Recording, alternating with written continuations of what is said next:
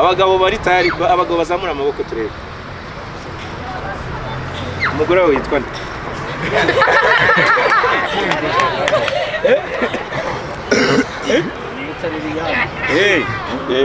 Abatumiye yatumiye intore z'u Rwanda, yaradutumiye yaradutumiye yaradutumiye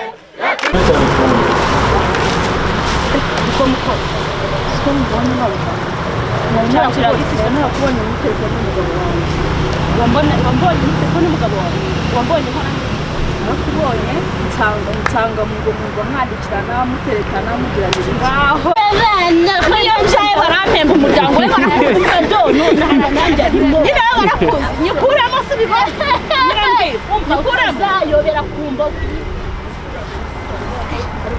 ugiye gukina nanjye nyine njye mbikwereke ugenda umubwire ngo ndakwiyamye reka nzana no muhamagare muhamagare umva utazongera kunsusura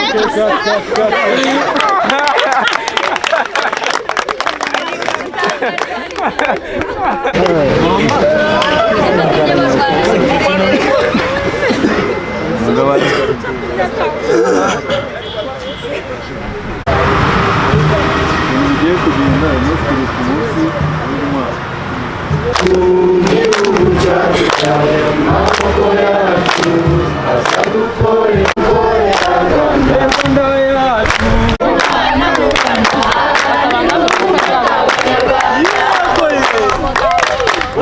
Umugabo dusoza ubutumwa bwakora byose umwana w'u Rwanda aharanira ubumwe bw'Abanyarwanda.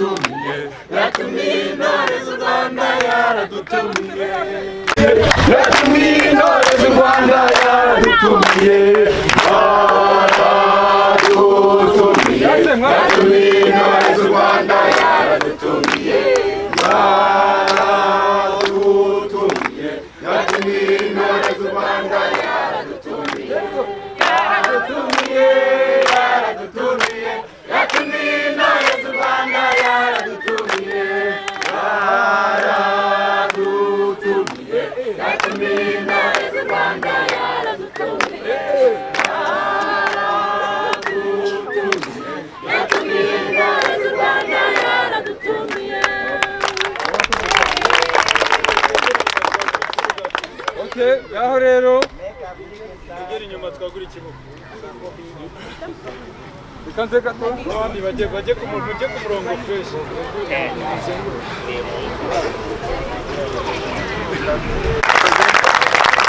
Ndabasuje kadukoresha igihe neza kugira ngo ibintu bitaza kutuvuna. Hari umuntu urwaye? Tuvugiye abandi. Hari umuntu urwaye? biba byiza akabazo nk'aka umuntu arivugira. Iyo uvuze ngo ntawe urwaye araceceka bakamukoresha ibintu bikamuvuna kandi arwaye. Utiyumva neza tubwire tuze kubona uburyo tumutwara. Abagabo bari tayari, abagabo bazamura amaboko turebe. Umugore wawe yitwa nde?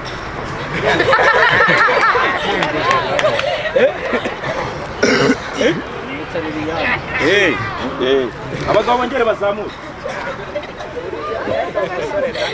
Mana abagabo muzamure. Ubu nta nubwo mufite abakobwa mutanafitanye n'amasezerano. Mwiyamini abagabo muzamura abagabo nicyo navuga. Nawe zamura bose umugabo nawe umugabo bose zamura nawe. Okay.